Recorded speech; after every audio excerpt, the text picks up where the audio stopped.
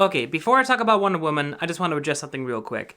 I know that in my last review, I said I was going to talk about The Wall, but after I thought about it a little more, I suddenly realized that reviewing it would actually be doing it a disservice. Not because it is in any way a bad film, but because it is so damn good that the less you know about it here, the better of an experience it will be. So please take my word for it, just go see The Wall. It is a wonderful experience, I promise. Okay, now that that's out of the way, let's talk about Wonder Woman.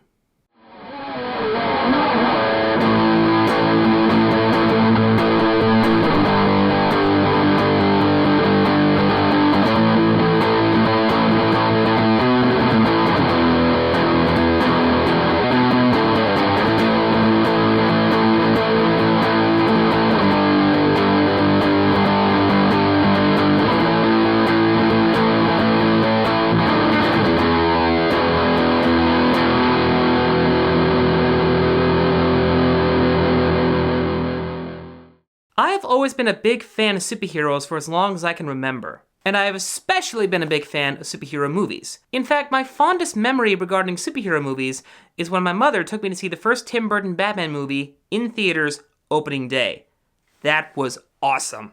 And while I've always been a fan of superheroes, I've never really been a fan of superhero comic books. Not necessarily because I don't like reading comic books, just because I've always been more interested in superheroes in different media. I grew up watching both the X-Men and the Batman animated series, which in my opinion is still the very best iteration of Batman ever. I adore the Christopher Reeve Superman movie. Spider-Man 2 is currently my favorite Spider-Man movie. And Captain America remains my favorite character of the Marvel Cinematic Universe. And Winter Soldier is still his best standalone movie. But the thing is, in addition to being a superhero fan, I am also a proud feminist. And as a proud feminist, I want to see more women superheroes. And especially in movies. Not only do I want to see more women superhero movies, I want to see more women working in cinema. And I know this may sound like a silly thing to talk about, but trust me, it is a very big deal. But when talking about women superheroes, it is impossible not to mention Wonder Woman, who is flat out the best woman superhero ever created and one of the greatest feminist icons in superhero lore. But for some reason, she's never really had her own movie until now. And when Warner Brothers and DC started making their own movies with the superhero characters, and they said they were going to do Wonder Woman next, it was a bit more nerve-wracking than it really should have been. See, Warner Brothers and DC Comics in recent years have been rather failing miserably to deliver great superhero movies. Not at all helped by the fact that their treatment of women and their treatment of women characters in comics has been less than impressive. If you want a good example of what I'm talking about, check out Linkar's review of Red Hood and the Outlaws. It's a very good review of a very terrible book. I was getting so freaking nervous about this. I was hoping, pleading, praying to the movie gods to let it please be a decent movie. And you know what? Hallelujah, my prayers were answered. Not only is this really just a good movie, as in a movie that actually has a story, a plot, interesting characters, and is actually about, shock of all shocks, heroics and the power of love. It's just an all-out wonderful movie for women superhero characters and women filmmakers. And I could not be happier that this movie deservedly hit $100 million opening weekend at the box office.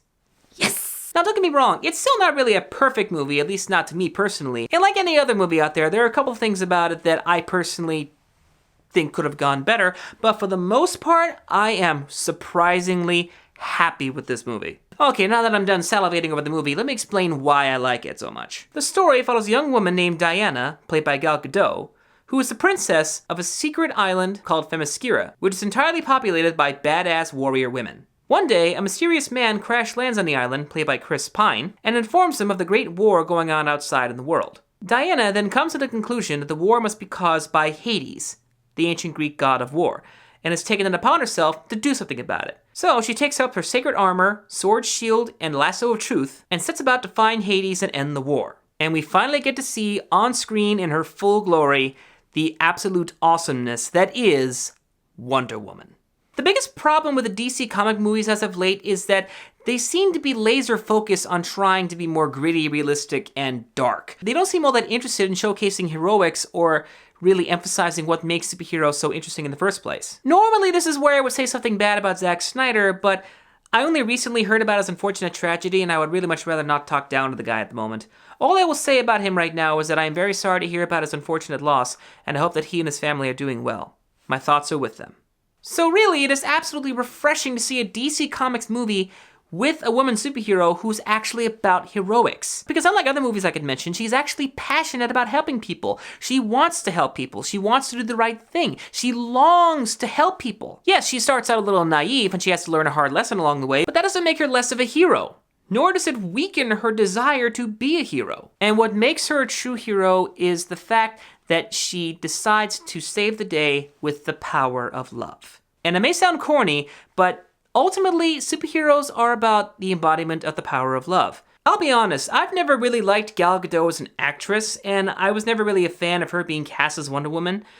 But having seen her in this movie, I am happy to say that I am proud to have been proven wrong. Her military background allows her to carry the action and fight scenes incredibly well. And she looks absolutely wonderful in her beautifully colorful costume. I'm still not sure how I feel about her as an actress, but I think I need to give her a few more movies before I can properly assess her abilities. But in the meantime, I am proud to call her Wonder Woman. The film was directed by Petit Jenkins, whose previous cinematic outing was the Academy Award-winning Monster. And frankly, I don't know why she hasn't done any more movies. She's done a couple of TV things here and there, but nothing big up until now. Which is really unfortunate because she really is a great talented director. She knows how to tell a story well, she knows how to create interesting characters, and she knows how to properly entertain the audience. Plus, she knows what well to draw the most amount of influence from. See, according to Miss Jenkins, one of her major influences for this movie was the original Christopher Reeve Superman movie. And upon seeing this movie, I could totally see where some of that influence came from. But speaking personally, I would also argue that maybe she drew a little too much influence from that movie. It's also fairly obvious that they drew a lot of influence from Captain America: The First Avenger. But frankly, that doesn't bother me so much in this case because when it comes to Warner Brothers and their DC comic movies, I would much rather that they draw too much influence from the right material than too much influence from the wrong material. Seriously, can we just put a moratorium on drawing any influence from Frank Miller? The man is the Donald Trump of comics. Oh yeah. He's that bad.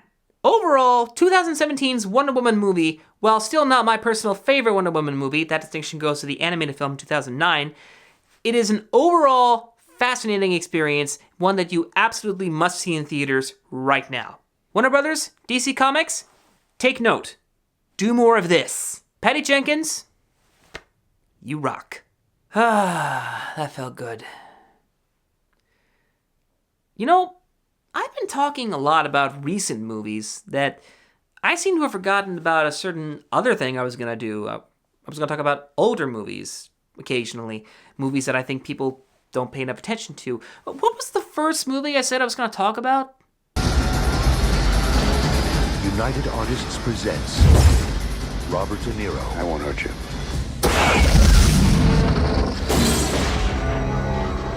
Ronin. You worried about saving your own skin? Yeah, I am. Covers my body. Oh yeah, that one. Ladies and gentlemen, I'm TheNorm, telling you when Hollywood gets things wrong and when they get things right. Thank you all for watching, and I'll see you again soon.